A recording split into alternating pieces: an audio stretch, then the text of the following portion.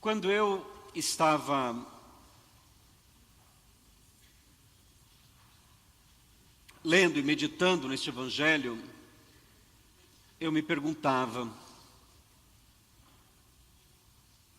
e creio que quero perguntar a cada um de vocês também hoje: quando foi a última vez que nós podemos dizer que a palavra de Deus nos escandalizou?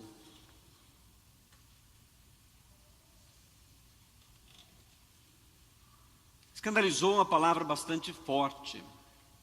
A tradução em inglês, que foi proclamada nas missas em inglês, a tradução dizia: Jesus perguntava aos discípulos que estavam ali se essa palavra tinha chocado eles. He said, did this word shock you? Quando foi? Talvez podemos até responder, nunca. Podemos dizer, nunca fui escandalizado, porque a palavra de Deus é uma palavra bonita. Como diz as próprias Escrituras, ela é doce como mel que escorre dos favos. E de fato ela é. Não entendemos quando a palavra de Deus não nos choca, nos escandaliza. Nós podemos estar ouvindo, porém não compreendendo a mesma palavra. O contexto do Evangelho, nós estamos concluindo hoje as séries de todos os domingos, é o 5º domingo, por 5 nós lemos e meditamos no capítulo 6 do Evangelho de São João. Algumas semanas atrás, quando eu celebrei missa, eu até disse: querem preparar para a missa desse mês de agosto? Leiam o capítulo 6 do Evangelho de João, porque nós vamos a cada domingo meditar num trecho do Evangelho, e hoje a conclusão. Não vou explicar o capítulo, não acompanharam todos os domingos, mas só vou relembrar que o começo do capítulo é quando Jesus alimenta mais de 5.000, com 5 pães e 2 peixes que o menino estava ali e apresentou. Jesus fez o milagre da multiplicação e todos comeram e se saciaram e sobraram quantas cestas de pão? 12 cestas. E Jesus sai, vai para o outro lado do lago, entra no barco, sai para o outro lado. Quando ele chega lá, já tem aquela multidão esperando. E aí Jesus percebe que a fome daquele povo não era somente a fome do pão que alimenta o nosso corpo, mas a fome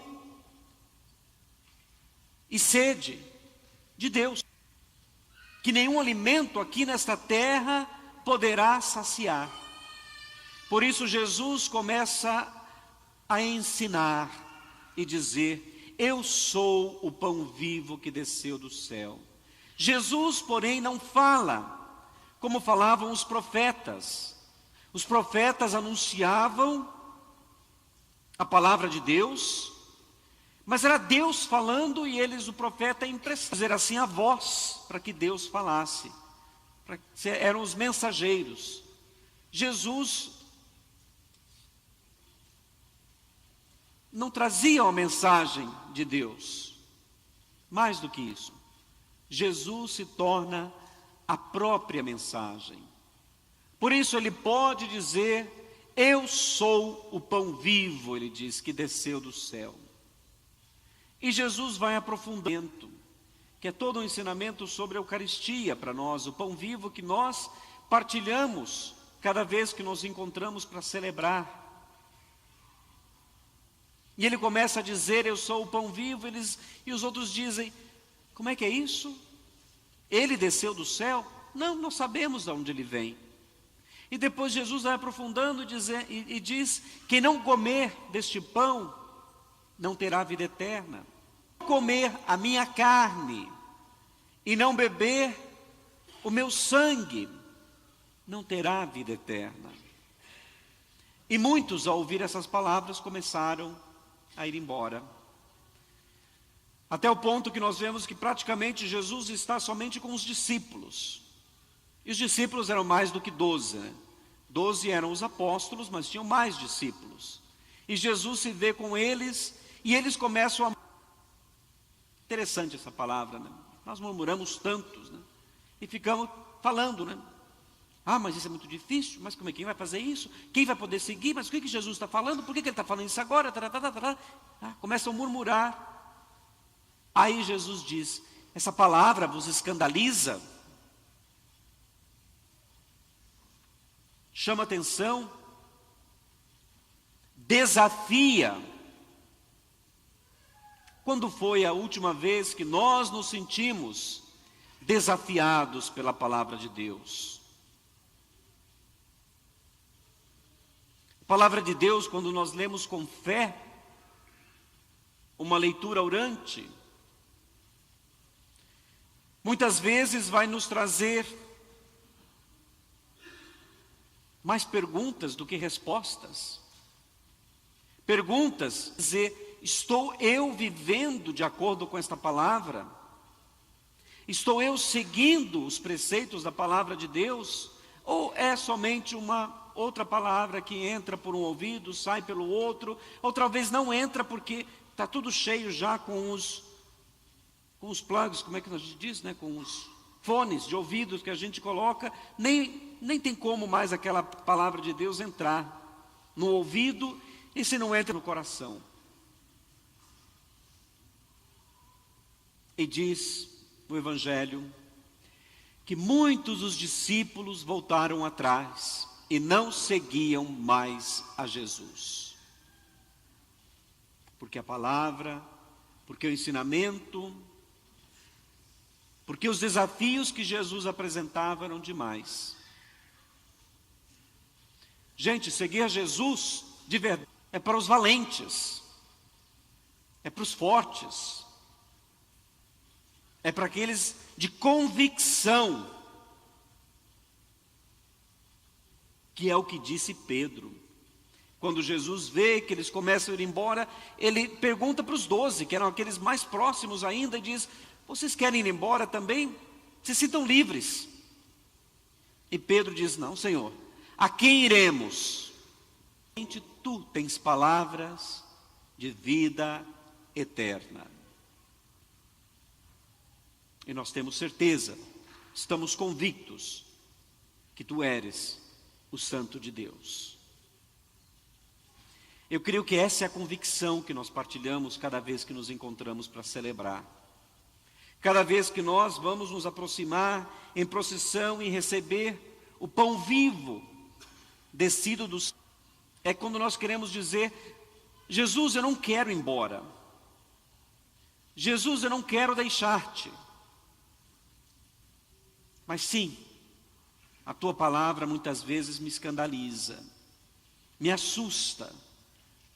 Porque eu me pergunto, sou eu digno de escutá-la? Sou eu digno de segui-la? Conseguirei eu cumprir esses mandamentos? E o Senhor vai nos dizer, aqui estou. É justamente para isso. É o pão da caminhada. É o pão para que nós não nos sintamos sozinhos. Ele caminha a cada passo, a cada momento, de alegria que nós vivemos, a cada momento de dor, a cada momento de dúvida, a cada momento de incerteza que nós trazemos no nosso coração, é ali que Ele caminha conosco. Ele poderia estar perguntando para nós hoje também, vocês também querem ir-se? Essa palavra é demais, é muito difícil. Que tenhamos nós a resposta do Pedro, não, Senhor, nós vamos ficar, porque a quem iremos? Somente tu tens as palavras de vida eterna. Da Sabe que a gente fala algumas mentiras. Quando a gente fala só uma palavra, você sabe que não vai ser só uma palavra, né? São algumas. Mas uma palavra da segunda leitura. Porque muita gente pergunta dessa leitura de São Paulo aos Efésios. E é interessante porque quando casais estão se preparando para o sacramento do matrimônio, com o casal várias vezes. E um dos encontros é para preparar a liturgia, a cerimônia do casamento. Eles escolhem as leituras, eu apresento o livro onde tem as opções de leituras para casamento, e eles escolhem as leituras que eles mais se identificam, e tem várias. E faz 2 ou 3 semanas que eu celebrei um casamento aqui, e a leitura que o casal escolheu foi essa leitura que nós ouvimos. A mesma leitura que fala, mulheres sejam submissas, que muita gente risca essa palavra da Bíblia. Isso já não existe, isso é do tempo de São Paulo. Eu só queria dizer que a submissão aqui, vamos compreender de que São Paulo está falando. O mais importante da leitura que São Paulo está dizendo é um mistério bem profundo, que é o mistério de amor de Cristo pela igreja. Este é a igreja submissa a Cristo. É a igreja que vive nesse diálogo de amor, Cristo e nós, sendo Cristo a cabeça. E assim devemos nós viver o sacramento do matrimônio. E hoje, foi concluída na Irlanda, onde o Papa esteve, o encontro mundial das famílias, do mundo inteiro. Celebrando o sacramento. A submissão é mútua, no sentido de que um no matrimônio está a serviço do outro. Porque também os maridos, tem uma parte que diz ali, talvez a gente esquece disso, maridos, amem as suas esposas, como Cristo amou a igreja. O que fez o cruz? Morreu por ela. Está dizendo, maridos, não se esqueçam, vocês têm que morrer, se necessário for, pelas suas esposas. Então não é uma coisa pequena e nem secundária, mas ele fala do mistério profundo do amor, porque no fundo todos nós somos de fato submissos ao Cristo, o grande mestre, aquele nós, que deu o exemplo, para mostrar que nós também temos que viver esse amor, serviço profundo. Assim seja.